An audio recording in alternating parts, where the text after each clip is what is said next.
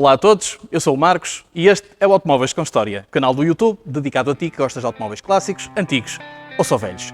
Hoje estamos na Autosueco Automóveis Porto e não vais querer perder o que trago para ti.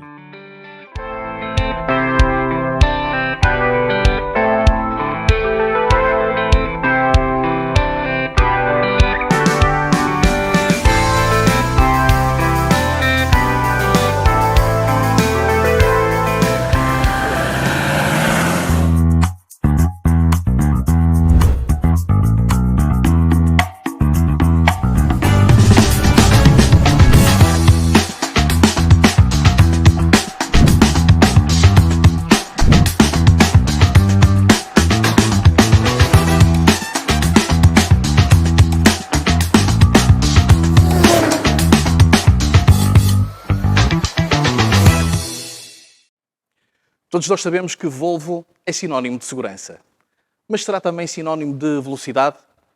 Na realidade, para que é que serve a velocidade se podes ter exclusividade? O Volvo P1800 é tudo isso. É seguro, é veloz e é exclusivo. O Volvo P1800 foi produzido em 1961 e logo no ano seguinte foi eternizado na série britânica O Santo, protagonizada pelo ator Roger Moore e a sua personagem Simon Templar, uma espécie de Robin Hood dos tempos modernos. O Volvo P1800, além desta particularidade de ter entrado na série O Santo, detém o recorde do Guinness de mais quilómetros percorridos. Cerca de 5 milhões de quilómetros percorridos com o seu proprietário, Irv Gordon, entre 1966 e 2018. Se queres saber mais, fica desse lado e vem conhecer O Santo, que já foi capa de revista da Topos e Clássicos com o seu proprietário, Fernando Charais. Mas antes disso, subscreve o canal, ativa as notificações, deixa o teu like e escreve aí nos comentários qual era o automóvel que gostavas de trazer aqui ao canal. Muito bom dia, o meu nome é Fernando Charais e sou praticamente desde que nasci um fã da Volvo. Isto porque o meu pai entrou na empresa Autosueco em 1961 e eu nasci em 62.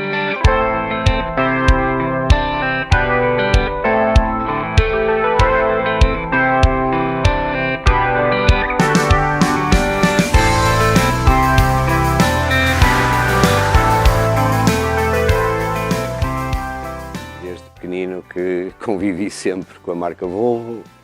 Na altura era habitual, o meu pai trabalhava muitas horas extras, portanto vinha para aqui ao sábado e por vezes trazia-me a mim e ao meu irmão e portanto nós desde miúdos que começamos a gostar dos automóveis e dos caminhões também, porque a primeira oficina que a Autosueco tinha, até se bem me recordo, era conjunto caminhões e automóveis. E portanto o bichinho da Volvo vem daí. Em 1985 entrei na empresa na área das vendas, primeiro como estagiário, depois passei a vendedor, depois a responsável de vendas e portanto trabalhei 32 anos exclusivamente com a marca Volvo e portanto, mesmo que não queira, que não é o caso, é a marca do meu coração. Enfim, acompanhei de perto quase toda a história da Volvo. Mais tarde, obviamente a idade vai avançando e os gostos vão mudando, comecei a apreciar carros clássicos, mas pronto, sempre, digamos, a ver o dos outros e numa fase inicial não estava a pensar ter um. Mas o Volvo, como é conhecido, o Volvo P1800 sempre foi um carro que me deixou marcas desde criança, não é?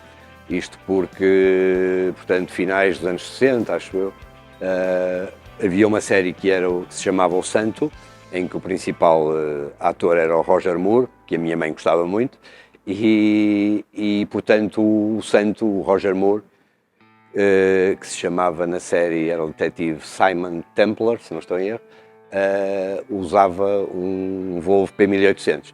E eu era pequenino, os meus pais, era miúdo, não é?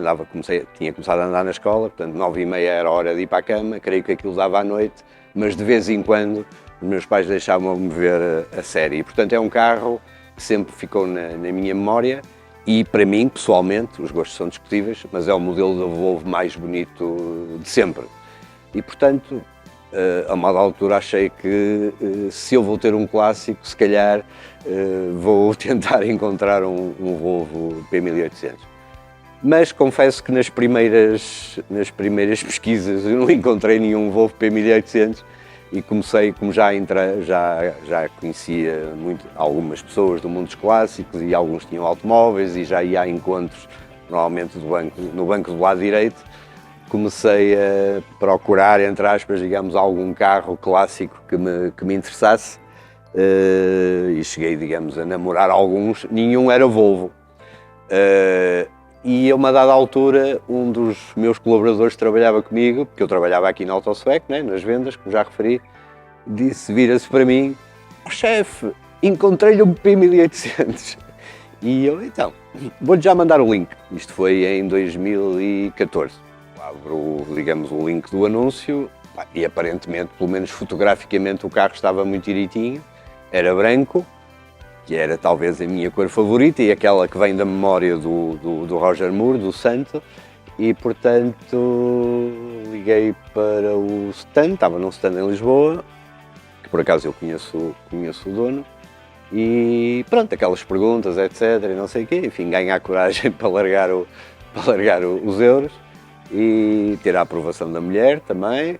E, entretanto, pergunta para aqui, pergunta para acolá, o homem, atenção que eu tenho aqui outros interessados, aquelas coisas, mas de facto havia pelo menos um outro interessado no carro. E, portanto, eu fui a Lisboa ver o carro, tive 2 ou 3 dias para pensar e comprei o carro. Depois só o consegui, que é este que está aqui atrás de mim. Em janeiro de 2015 fui buscá-lo a Lisboa. E como depois daí para a frente começou a ser uma tradição, vim com o carro a conduzi-lo, o carro, não é? Na estrada, na autoestrada já, e portanto, e mesmo essa viagem, obviamente eu adaptar-me ao carro, mas correu bem. Obviamente tive que ter gasolina, porque ele gosta de gasolina, e portanto a viagem correu bem, o carro não tinha nenhum problema aparente, e portanto chegamos com sucesso ao Porto, e imediatamente ou quase imediatamente, digamos, o carro quando anda na rua, enfim, faz, digamos, parar o trânsito, não é?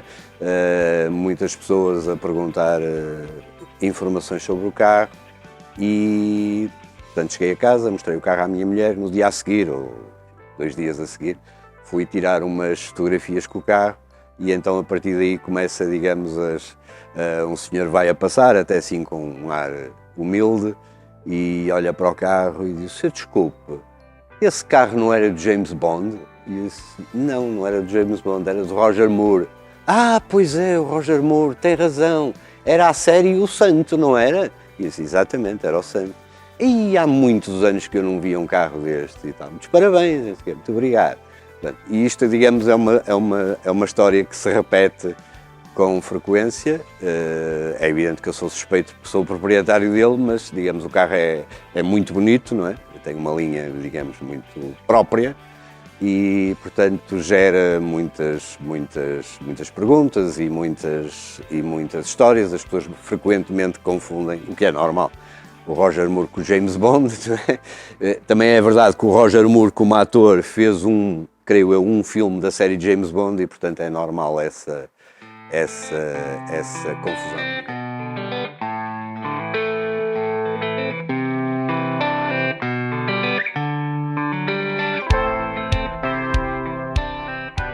Nos carros clássicos, quem os tem sabe que é assim, há sempre histórias, não é?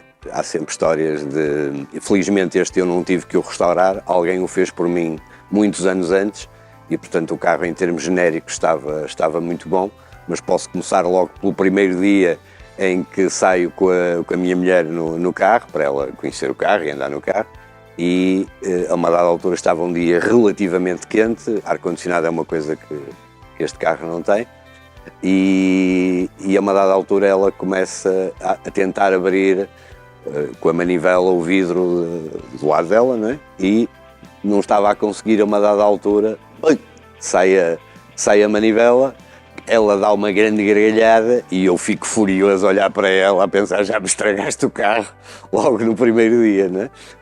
Aquilo passou, entretanto, a seguir segunda-feira fui à oficina e até não foi mal porque ao tirar a forra da porta descobriu-se que tinha ali um ponto de ferrugem que se aproveitou para corrigir e depois aquilo foi uma coisa muito simples de arranjar, mas achei piada a reação dela versus a minha, não é? Porque ela não parava de rir e eu, zangadíssimo, olhar para a manivela na mão dela.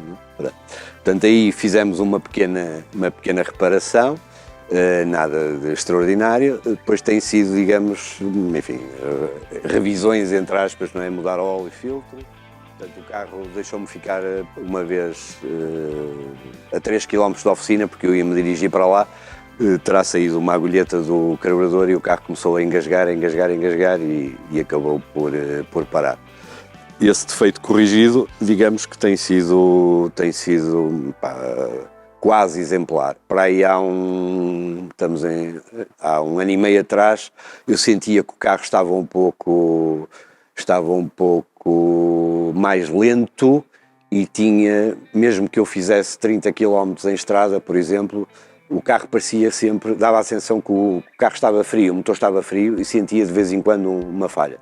Bom, voltou para as mãos de Sr. Luís Pereira, que descobriu, entretanto, havia um problema num carburador, que aliás já nem era possível de ser resolúvel, e portanto conseguiu-se arranjar um carburador igual, usado, mas em bom estado e depois devidamente afinado, e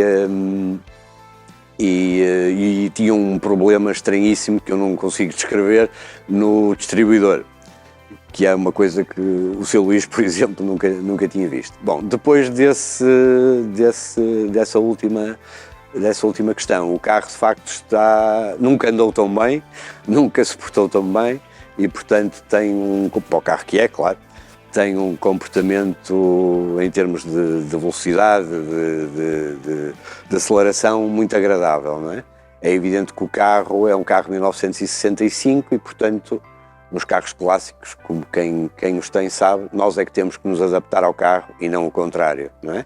Portanto, o carro tem o seu princípio, ou o ponto menos forte do carro é a direção, que é muito pesada, e mesmo quando vamos portanto, lançados, digamos assim, se for uma estrada sinuosa, convém que não larguemos a mão do volante e continuemos a forçar a direção.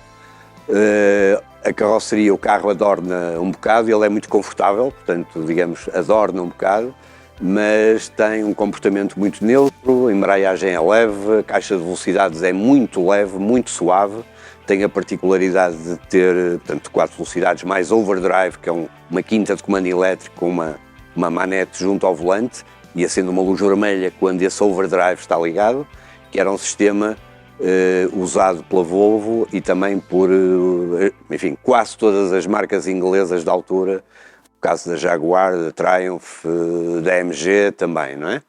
E isso ajuda porque o carro tem relações muito curtas, portanto, primeira, segunda, terceira e quarta são muito curtas e, portanto, o overdrive baixa o regime de rotação do motor e ajuda também a poupar combustível.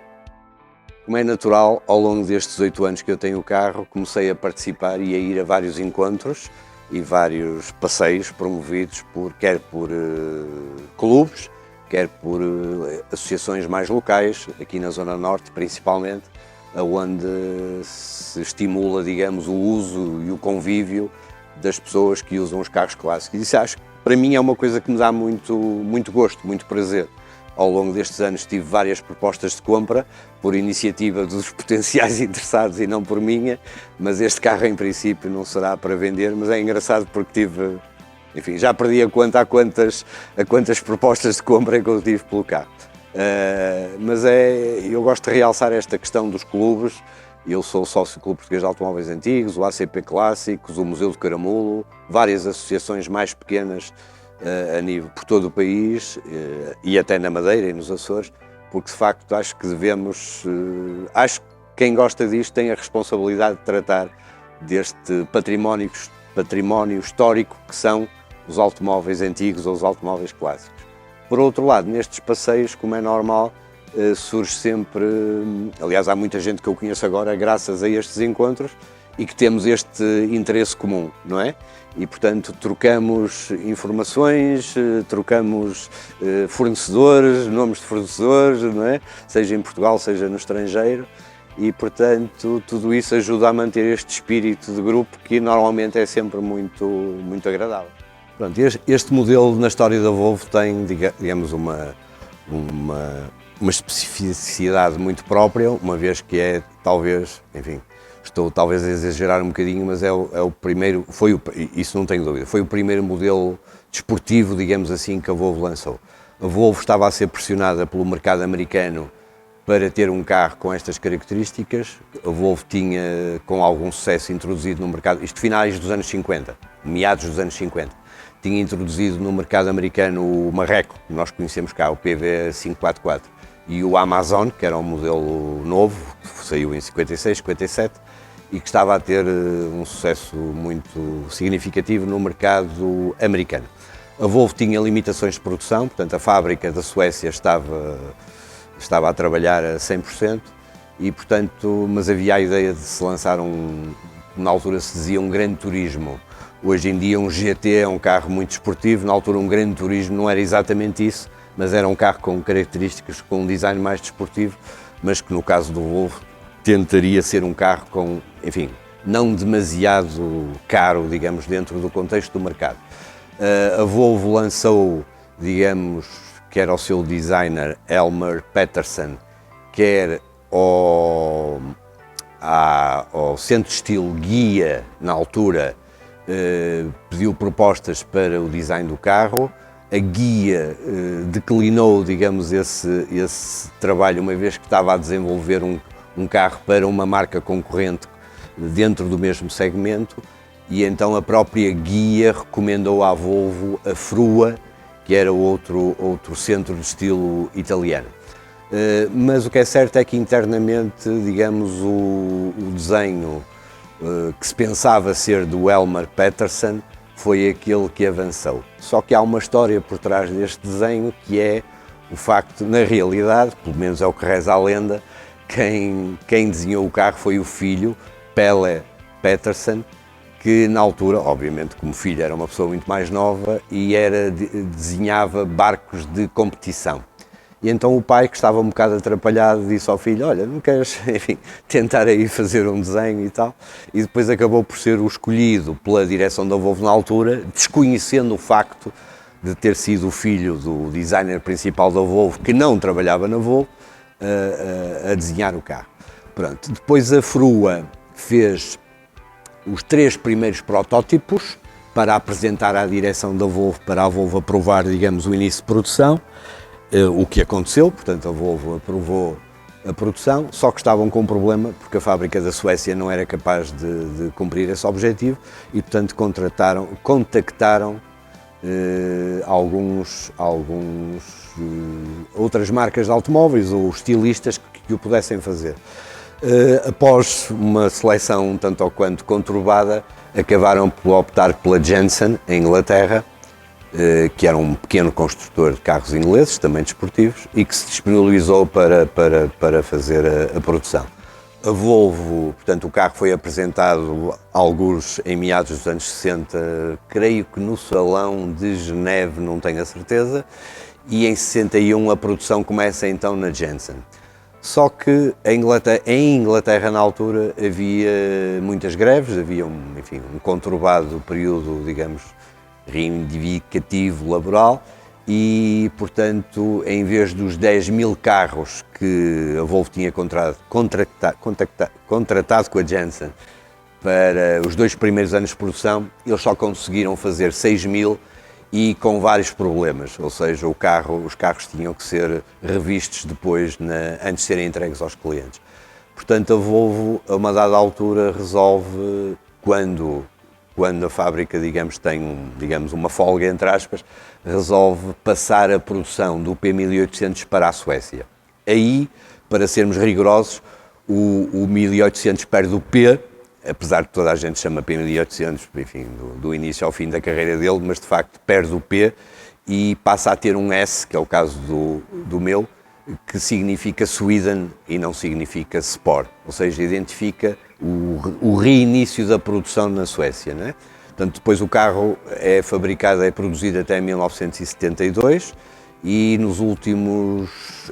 portanto, o motor é o motor B18, os primeiros da Jensen tinham 100 cavalos, esta versão S tem 108, depois chegou a ter uma evolução para 115 e depois os últimos 2 ou 3 anos foi o modelo E, que era um modelo de injeção, que chegou a atingir 135 cavalos com o sistema de injeção eletrónica. A principal razão, ou aquela que mais contribuiu para o sucesso do carro, que ainda hoje, quando saio com ele à rua, exatamente faz lembrar isso às pessoas, é a participação do carro na série O Santo, como já referi, uma série inglesa que durou 6 ou 7 anos entre o início e o final dos anos 60. Foi uma série que teve muito sucesso, Roger Moore já era um ator conhecido e a Volvo chega, digamos, à série, ou o Volvo P1800 chega, digamos, à série, enfim, quase por sorte. Obviamente a produção da série era inglesa, creio que era a ITV, e portanto o objetivo deles era terem um carro desportivo, não é? Para entregar ao detetive, e a primeira marca que contactam é a Jaguar, que tinha lançado também pouco tempo antes o Jaguar E. E eles dirigiram-se à Jaguar, mas a Jaguar declinou. Na altura era uma compra, portanto não era uma cedência nem era um empréstimo, eles tinham que comprar o carro. Portanto, disse que não tinha carros disponíveis para entrega e, portanto, e com a agravante de que a série ia dar início tipo uma semana, 15 dias antes desta circunstância. E, portanto, eles tinham que arranjar um carro rapidamente. Segundo reza a lenda também, um colaborador da produção, ao passar numa rua de Londres, no stand da Volvo, vê o P1800 branco em exposição e quando chega à sede da empresa diz: pá, encontrei um carro muito bonito que está no stand da Volvo, se calhar vale a pena tentar. E eles dirigiram-se à Volvo e a Volvo disse que sim, conseguia entregar o carro em 5 dias, se bem me lembro era esse o prazo, e portanto a série começa com o Volvo P1800, que se manteve sempre como o carro da série até ao seu término. Depois foi sendo atualizado, à medida que iam saindo versões novas, e também, ao que parece, o próprio Roger Moore gostou muito do carro e habitou-se ao carro e teve como uso particular. Aqui há pouco tempo, há uns anos atrás, foi encontrado, estava aparentemente, entre aspas, perdido, um dos carros que fez parte da série, que tinha a matrícula ST1. Só uma curiosidade também com o meu carro, é que eu só uns anos mais tarde, e através de um amigo meu mais observador do que eu, é que descobri que a matrícula do meu carro também é personalizada. Diz ele assim para mim: foste tu que escolheste a matrícula? Eu: não, é que o carro, a matrícula é Moore Roger, não é? Portanto, digamos, ficou com por coincidência, ficou com a matrícula. Também uma curiosidade sobre o carro que me esqueci de referir há pouco. O Sr. Paulo Gerval, um dos sócios da Auto Sueco, uma vez teve a amabilidade de me mostrar um livro, assim deste tamanho, em couro, escrito à mão com o registro da entrada dos carros e caminhões também em Portugal. E portanto eu tenho uma cópia da folha desse livro, uma fotocópia da folha desse livro, que tem a data de chegada do carro a Portugal, o número de chassi, a matrícula e o proprietário.